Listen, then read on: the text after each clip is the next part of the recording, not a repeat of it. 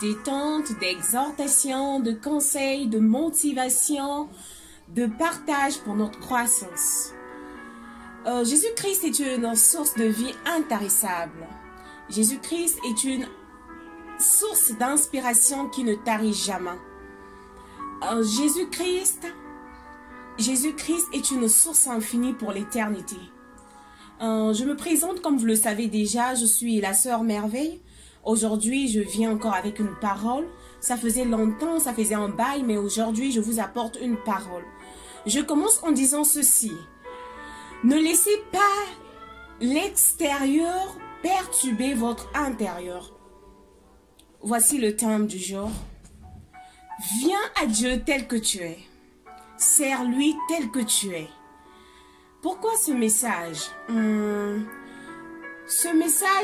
parviens ce message à tous ceux qui hésitent de donner leur vie à Jésus. Tous ceux qui hésitent de donner leur vie à Dieu. Il dit dans Matthieu 11, verset 28, « Venez à moi, vous tous qui êtes fatigués et chargés, je vous donnerai du repos. » Viens à lui tel que tu es. Il ne te demande pas de changer. Il ne te demande pas de te redresser, mais viens à lui tel que tu es, avec tes défauts. Il est celui qui perfectionne l'homme. Deuxièmement, je parviens ce message à tous ceux qui servent l'Éternel, tous ceux qui ne cessent pas de tomber. Tu te dis, pourquoi tomber? Tomber, c'est normal. C'est normal pour un enfant de Dieu. Et tant qu'enfant de Dieu, c'est normal de tomber parce que nous sommes de nature pécheresse. C'est normal de tomber. Voici, je t'apporte ce verset de Psaume. Je lirai très rapidement. Psaume 34, versets 23 à 24. Là, je lis. L'Éternel affermit les pas de l'homme. L'Éternel affermit les pas de l'homme. Ce qui signifie que l'homme n'est pas fort. L'homme est faible de nature, mais l'Éternel affermit les pas de l'homme. Je poursuis. Il prend plaisir à sa voix. S'il tombe, il n'est pas terrassé, car l'Éternel lui prend la main. À chaque fois que tu tombes, sache que Dieu te prend la main afin que tu te relèves. Quand tu tombes, Dieu te prend la main afin que tu te relèves. Quand tu tombes, ne reste pas assis, ne reste pas couché. Voilà, je vous ai partagé le thème d'aujourd'hui. J'aimerais introduire, essayer de définir l'homme. Comme nous le savons tous, l'homme est de nature pécheresse. L'homme est de nature imparfait, l'homme est de nature infidèle. Mais ne regardons pas ce mauvais côté de l'homme, mais soyons plutôt émus. La bonne nouvelle est que malgré la nature de l'homme, malgré ses défauts, malgré ses incapacités, malgré ses infirmités, il y a un homme qui s'est dépouillé. Il y a un homme qui a laissé son trône. Il y a un homme qui a donné sa vie. Il a payé le prix afin que l'homme soit justifié. La Bible déclare qu'il n'y a maintenant aucune condamnation pour ceux qui sont en Jésus-Christ. En effet, l'esprit de vie en Jésus-Christ nous a franchis de la loi du péché, nous a franchis de la loi de la mort.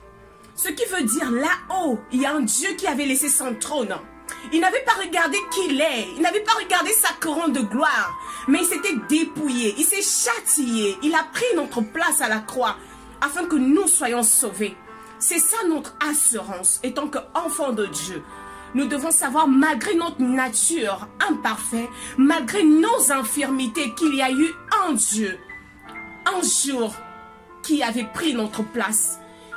Il nous avait justifiés. Il nous avait justifiés en payant ce prix précieux. Qui pouvait le faire? Qui peut imaginer un si grand Dieu prendre la place d'un pécheur comme moi, d'un pécheur comme toi? Ce Dieu qui s'était dépouillé. Il t'a pas jugé, il t'a pas jugé, il t'a pas condamné.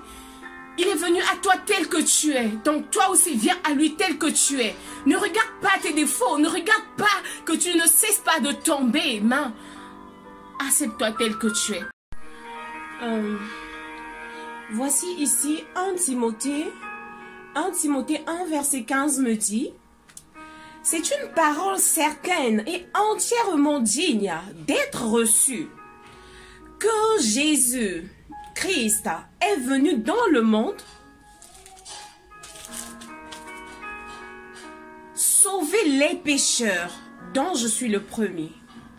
Ça veut dire que si Jésus avait laissé son trône, si Jésus avait accepté d'être humilié, c'est à cause des pécheurs. Si nous étions tous justes, il n'allait pas se dépouiller. Laisser sa place, laisser son trône descendre ici-bas. Si ce Dieu-là avait laissé sa suprématie descendre ici-bas, c'est pour les pécheurs, afin que nous soyons sauvés. Essayons d'illustrer une histoire. Un jour, il y avait un roi assis sur son trône qui observait ses créatures. Ces créatures ne cessaient de se battre, ne cessaient de se sacrifier pour être parfaits, pour donner honneur à leur Dieu. Mais vu leur nature, cette nature s'imposait à eux.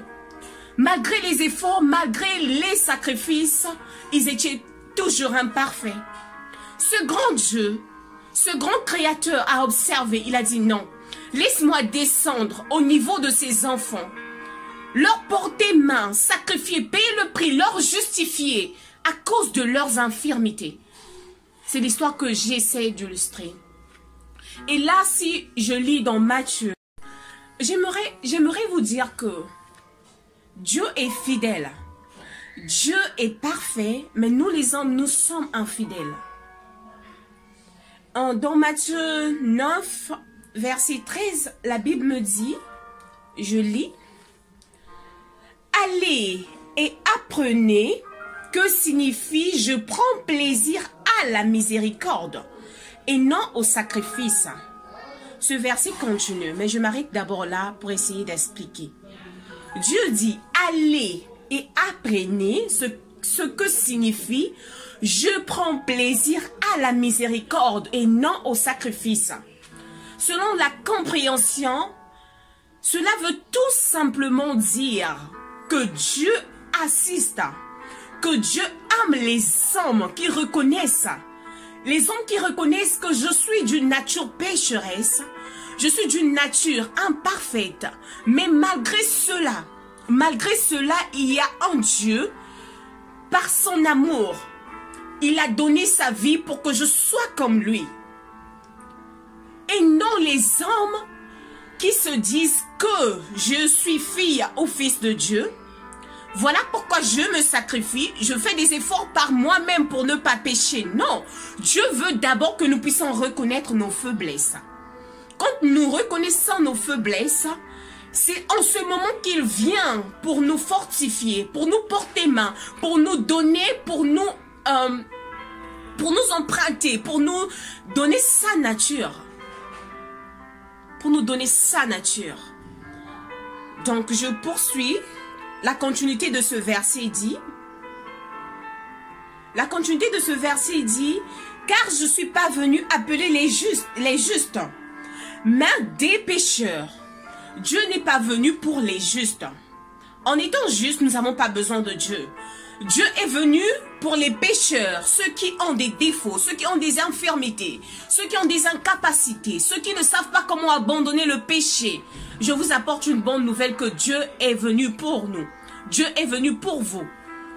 Ne vous lassez pas de dire que comment se fait-il, malgré que je suis enfant de Dieu, je n'arrête pas de tomber. La Bible dit que le juste, cette fois-ci, le juste tombe, mais il se lèvera. Ce que nous devons mettre dans notre tête, qu'à chaque fois que nous tombons, nous devons reconnaître que nous sommes faibles. Nous devons reconnaître que nous sommes d'une nature pécheresse. Mais malgré cela, il y a une personne qui nous tend la main pour nous relever. Nous ne sommes pas de nous-mêmes forts. Nous ne sommes pas de nous-mêmes capables. Mais à chaque fois que nous tombons, il y a un homme qui nous tend la main. Un homme qui a payé le prix pour toi. Un homme qui s'est dépouillé pour toi. Un homme qui a payé le prix à la croix. Il a versé son sang. Il s'est humilié. Il s'est fait pauvre pour que tu sois riche. Nous ne devons pas oublier cette partie. C'est l'erreur que nous faisons souvent. Tu tombes, tu ne veux plus te relever. Tu te dis que je ne suis pas capable d'être enfant de Dieu. Qui te dit cela? Si Dieu est venu, c'est pour relever ceux qui tombent. S'il est venu, c'est pour fortifier ceux qui tombent. Si je me rappelle, c'est parce que je ne me rappelle pas du verset, mais l'histoire, là où Dieu avait guéri un homme infirme, Dieu l'avait dit, va et ne pêche plus. Le plus important, c'est de se relever. Quand tu pêches, tu te relèves, tu demandes pardon et ne pêches plus. C'est pas par tes efforts, ni par ton effort. Mais c'est Dieu qui nous donne la force de nous tenir. Parce que nous sommes dans un monde rempli des imperfections. Nous sommes dans un monde rempli de tentations. Voilà pourquoi la Bible nous dit, ne vous conformez pas au siècle présent. Ne vous conformez pas au siècle présent. Dieu savait que nous sommes dans un monde, déjà là où l'ennemi rôde comme l'enrichissant. L'ennemi rôde, nous sommes tentés à tout moment. Mais quand nous tombons, nous devons avoir ce réflexe de se relever, de demander pardon. Voilà la cause à laquelle Dieu avait laissé sa place. Il était mort. Sans le sang de Jésus, personne n'est pur. Sans le sang de Jésus, personne n'est propre. C'est grâce à son sang que nous pouvons nous lever et dire, nous tenir debout, la tête haute et dire que nous sommes saints. C'est grâce au sang de Jésus. Si ce n'était pas son sang, si ce Dieu-là n'était pas mort à la croix, qu'est-ce qu'on allait faire sans le sang de Jésus? Voilà pourquoi la Bible dit que sans effusion du sang, il n'y a point le pardon du péché. Le plus important, c'est de se relever après avoir chuté. De ne pas rester sur la même place, de ne pas rester au même endroit, mais de se relever parce qu'il nous tient la main. Il nous tient la main, c'est ce que j'ai compris. Si nous essayons d'observer notre nature, de dire que nous ne pouvons pas changer, de dire que nous sommes pécheurs, nous n'allons pas prier parce que tous les jours nous sommes confrontés au péché. Tous les jours nous sommes confrontés. Si tu ne pêches pas en parole, tu pêcheras en pensée. Si tu ne pêches pas en pensée, tu pêcheras en regardant quelque chose. C'est ça la nature de l'homme. Heureusement qu'il y a un roi qui a payé le prix. Il a payé le prix pour toi et moi. Pour que nous soyons justifiés. Pour que nous soyons justifiés. Pour que nous soyons affranchis. C'est grâce à son sang.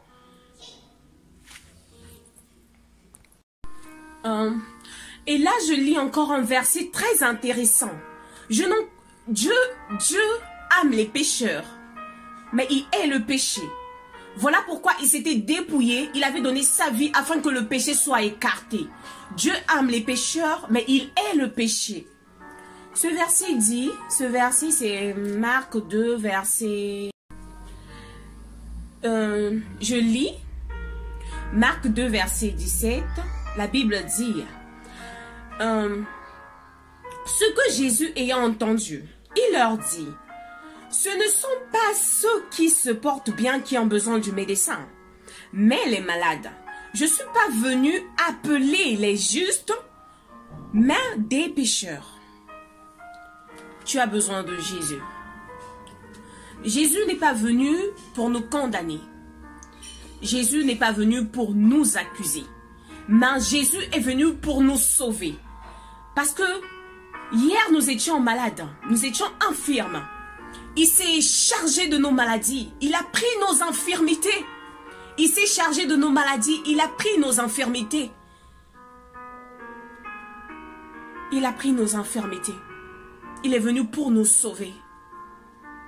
Nous avons cette nature en nous. Nous avions eu cette nature en nous. Mais Jésus est venu pour nous sauver. Il est venu pour nous sortir. Pour nous sortir de ce fardeau. Il nous a justifiés en payant le prix. Bien-aimé, bien-aimé. J'aimerais te dire ceci. Écoute-moi bien. Sois concentré. Dieu ne t'a pas choisi parce que tu es fort. Non, pas du tout. Dieu t'a plutôt choisi parce que tu es faible. Afin de te transmettre sa force. Le premier point. Deuxième point, il ne t'a pas choisi parce que tu es juste. Parce que si tu étais juste, il n'allait pas te choisir. Mais plutôt parce que tu es pécheur. Dieu t'a choisi parce que tu es pécheur. Afin qu'il puisse te communiquer sa nature de sainteté.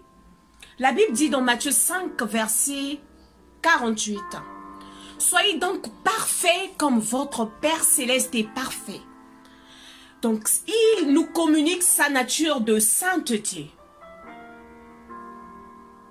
Tu n'as pas à faire des efforts. C'est lui qui perfectionne l'homme. Et troisièmement, j'aimerais encore dire, il ne t'a pas choisi parce que tu es riche. Pas du tout. Il t'a choisi, au contraire, parce que tu es pauvre. Il s'est rabaissé en Dieu riche, en Dieu suprême. Il s'est rabaissé jusqu'à ta pauvreté. Il s'est rabaissé jusqu'à ta nature pécheresse. Il a accepté de subir cette souffrance, de subir ces offenses. Il a accepté de se rabaisser à ton niveau. Il s'est fait pauvre pour que tu sois riche. Oh mon Dieu. Il s'est fait pauvre pour que tu sois riche. Un tel Dieu. Qui pouvait imaginer un roi quitter son trône, aller à la croix à cause d'un pécheur? Il s'est rabaissé jusqu'à ton niveau. Il s'est rabaissé jusqu'à notre niveau. Afin que nous soyons justifiés. N'aie pas peur. Viens à lui tel que tu es. Sers-lui tel que tu es. Consacre ta vie à lui. Laisse-lui te façonner. Laisse-lui te communiquer sa nature. Ne fais pas des efforts. Ne fais pas des sacrifices. Parce qu'en faisant des sacrifices, au fur et à mesure, tu vas t'en lasser. C'est mieux de laisser ta croix. C'est mieux de le laisser te conduire. C'est la meilleure des choses à faire. C'est la meilleure des choses à faire parce qu'il nous comprend mieux.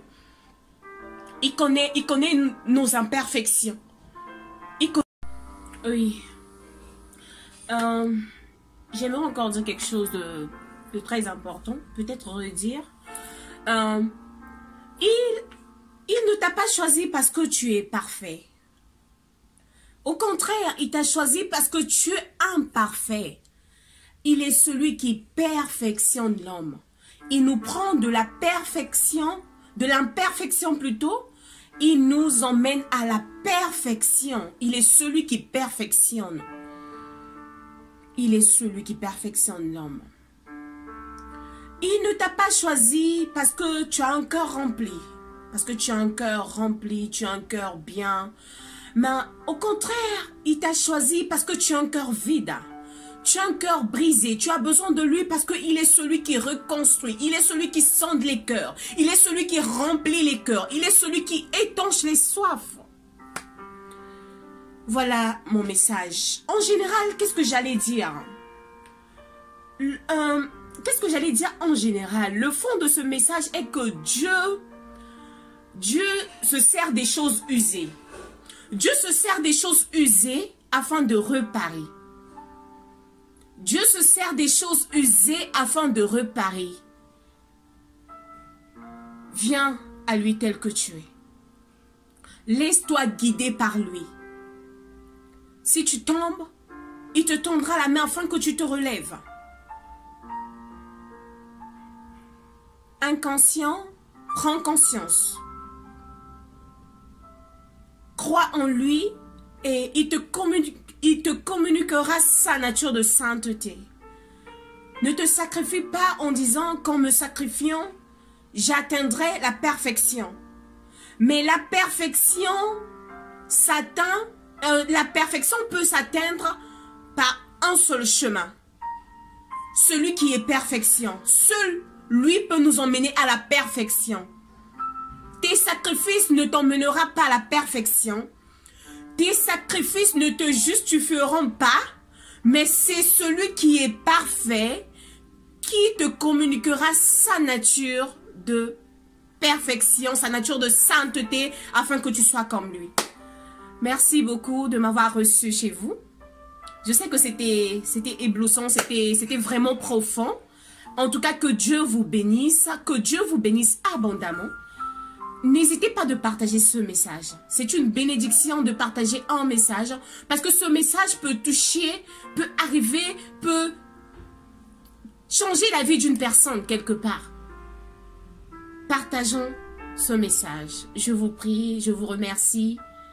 à nous revoir à une prochaine occasion, si Dieu nous prête vie. Alors, merci, merci Seigneur.